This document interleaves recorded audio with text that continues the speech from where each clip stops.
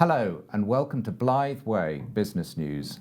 My guest today is Richard Lloyd, CEO of Monexia, which this year launched NR Private Market, a mining-specific funding platform. Richard, welcome for coming in. Good afternoon. And could you tell us a bit about NR Private Market, the concept, how it came about and why? Yeah, it's been probably 3 years in the making. A group of us had identified from our various backgrounds, whether that be in mining and exploration, in fund management, in investment banking, that there is a gap, and an ever widening gap, in the junior financing market for mining and exploration and project development. They are the projects that people are looking for, sort of $1 to $5 million to $10 million to get these projects up to feasibility study and beyond. And dare I say, it's grown-up financing, perhaps when the banks or the royalty streams, etc., get involved. But there are so many projects, there's so many very good projects out there that really lack the funding, and we identified that gap, and we're trying to fill that space with a platform that retail investors can get involved in, and it's not just at the behest of the big institutional investors, etc. How do you see this being complementary to current mining finance? How does it support it, if you like? Yeah, I mean, the traditional routes would be the equity brokers, and indeed every deal we've done to date and the deal we've just launched, it sits alongside often those broker offerings. We're not pretending at this stage it's a magic wand that's going to solve everything. We're still very much in our startup phases, but in a lot of other areas of business, you're seeing platform-based technology, whether it be Airbnb or Uber or Booking.com. We saw the demise of travel agents recently. Is there this sort of level of technology? I think needs to be embraced, and sometimes the mining industry can be a bit slower in embracing the new technology, but we need to allow these companies access and a different way of accessing the capital. So how do you see investors getting involved? I mean, what are the practical steps they can take? That's very, very easy. Obviously, we need to market ourselves and make people aware that we're out there. Then there is a different route to getting earlier access to these deals at an earlier stage of their development. Very often, you and I may only find out about a deal, in the second, third, or fourth round of funding, where ideally, if you want to get in the first round or the second round, where obviously the price would be lower.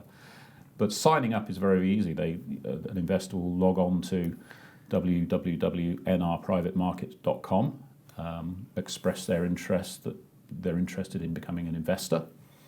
They're taken through, they have to self-certify that they are either a sophisticated investor, i.e. they know what they're doing, they know what they're talking about, they understand the risks involved in investing in mining projects, or they self-certify that they're high net worth. So it does, and we are regulated by the FCA as an authorised representative, and we need to be very careful and clear that we're not trying to attract £500 here and £500 there. There need to be sort of investors that understand the risks of the sector. And how does it work from the point of view of issuers? What's their approach to this going to be? Yeah, in a very similar way. I mean, we have no lack of a pipeline for deals coming, for junior mining companies, etc., and project development companies. If they get a whiff of new money or an alternative way of raising finance, they are going to come knocking. We're probably putting about 1 in 10 deals on the platform that we're seeing, but it's a very similar sign-up process. So the issuer needs to go through similar KYC, know your client, and anti-money laundering checks. And we also have an investment committee. Whilst we're not deploying our own funds, we need to ascertain and understand the project, and is it appropriate to put on the platform. So whilst we're not recommending a stock, we are vetting what we're putting on there. It's our own reputation as well, and we want to make sure that our investors are getting access to good deals. So could you talk about some of the deals you've done so far and how they were selected? Sure. Our first deal was Kincora Copper, which is a copper porphyry in Mongolia. So probably quite an interesting territory for your first deal, but just up the road from the huge Oyo Tolgoi mine. So it's a very good. Geology doesn't really obey political boundaries. You know, if the geology is good, it doesn't really matter where it is. So that was the first deal that came to us. They had a large holding in Asia, and it's a TSXV listed company, and alongside the broker offering, we raised in total 6.5 million Canadian all in, and we contributed to that. And they were oversubscribed as well, which again the investors were very pleased with, because very often an oversubscribed deal you would get scaled back. So if you wanted to invest, let's say £25,000, you may get scaled back to 20 or 0 very often, and that sometimes happens with the smaller retail investor. So the investors were very pleased that they didn't get scaled back on that one. And what are the regulatory controls? What's the regulatory picture? Yeah, it's really protecting you as an investor. You do not want a